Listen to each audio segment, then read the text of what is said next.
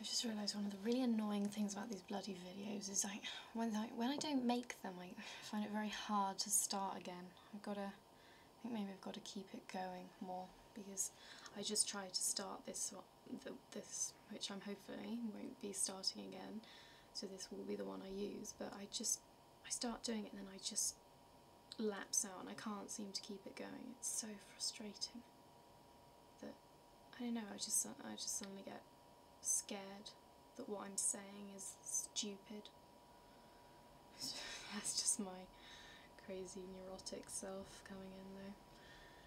Yeah, I wanted to talk about my breakup stuff because it's now a week later from the one I previously put on, and I just wanted to record where I was at, mainly for myself. And I've realised actually these videos are for myself, and I don't understand why people seem to think that they are for them or something. I'm using this for me. I mean, so I'm just, the reason I'm showing it to other people is I guess I think, you know, we're all pretty similar. If you can gain something from what I learn, good, but yeah, okay, I'm doing this myself. Is that such an issue? I don't know, I find it really odd, the things that people leave on other people's things, like, oh, you're so self-centred, all you talk about is yourself. So what's on here to say that people can't talk about themselves? I mean, is there a rule? Don't watch the video if you're not interested. You clearly are, because you watched the video and you posted a response, so stop kidding yourself. I don't know, it just seems really mad to me. But yeah, I think what I'm thinking about, I don't know what I want to talk about first. I want to get how I'm feeling a bit over and done with, which I might end up getting emotional about, or talk about some of this other stuff that I'm sort of interested in. With this whole belittling thing on YouTube though, I find it very odd, but really interesting. Like, I don't understand why someone would bother to take the time to watch one of these videos. And like, I don't know, if it was me, if I just thought what the person was talking was like a load of crap, I just leave them to it. I wouldn't feel the need to like, be like, oh, you're talking crap, and like try and make them feel bad about themselves just for trying to be honest about something.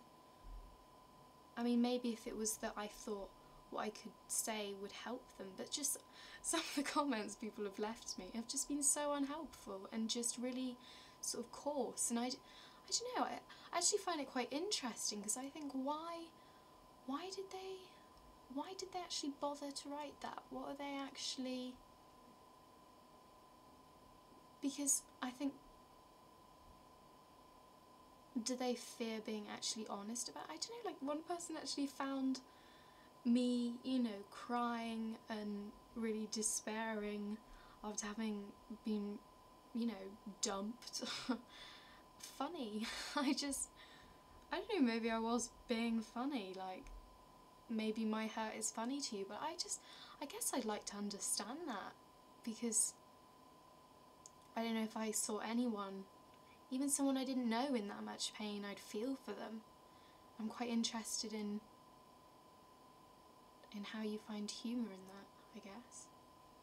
I mean, I'm not saying that, like, unfortunate things that happen to someone else can't be funny, like when someone falls over. Quite a lot of the time your initial reaction is to laugh, because quite often it is quite funny, but then, I don't know, I just want to understand why that was funny, I guess. It's not that big a deal. I mean, if you found it funny, I'm glad you got some amusement out of it. I don't know, I find that really strange that...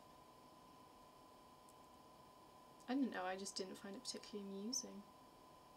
I don't know. But I don't know why people bother to intentionally hurt someone they don't know. And also, I think, is that like an internet thing and an anonymous thing, is that you can get away with it here, and you can't get away with that in normal life. You can't just be horrible to someone and and most of the time pay the consequences of your actions. I don't know, I found that quite interesting. So anyone who has left harsh messages for me, if you'd leave me another message explaining it, I'd find it really interesting. Yeah, what else did I want to talk about? I think with this breakup thing, basically I'm feeling better and worse about it, I guess, at the same time. I think now I've just come to the conclusion that Rich is not going to change his mind, and that is his decision. I can't force him to. I mean, I could try to, but I don't really think it's going to do me any favours. And to be perfectly honest, I'd much rather be his friend than just not have him in my life, because he's my best friend at the end of the day. But I guess the weirdest thing is, like, that for me, I just think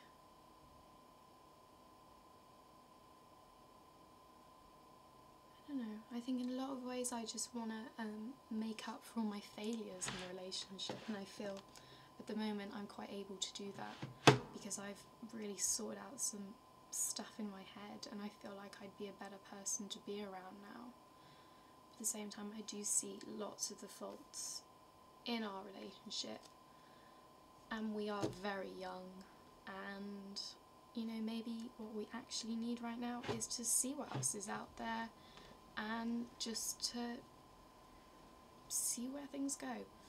And you know, if it's meant to be, then it'll happen, and if it's not, then it's good that it happened now, because you know, we're not married 5 years down the line or something. But I don't know, it's a strange place to be, because I miss him so much.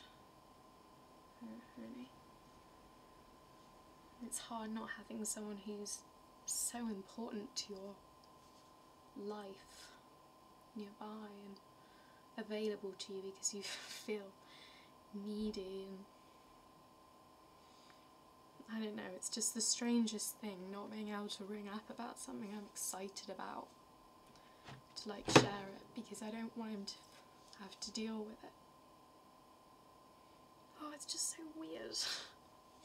It always like catches up on me. I just, some days like the last 3 days, I haven't cried at all.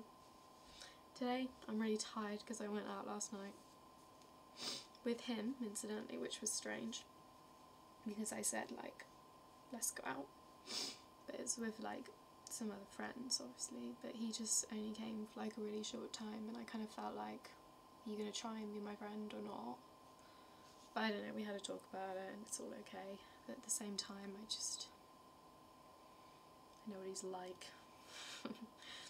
I just don't want him to phase me out of his life, really, because I just think he's great, but I know what he's like.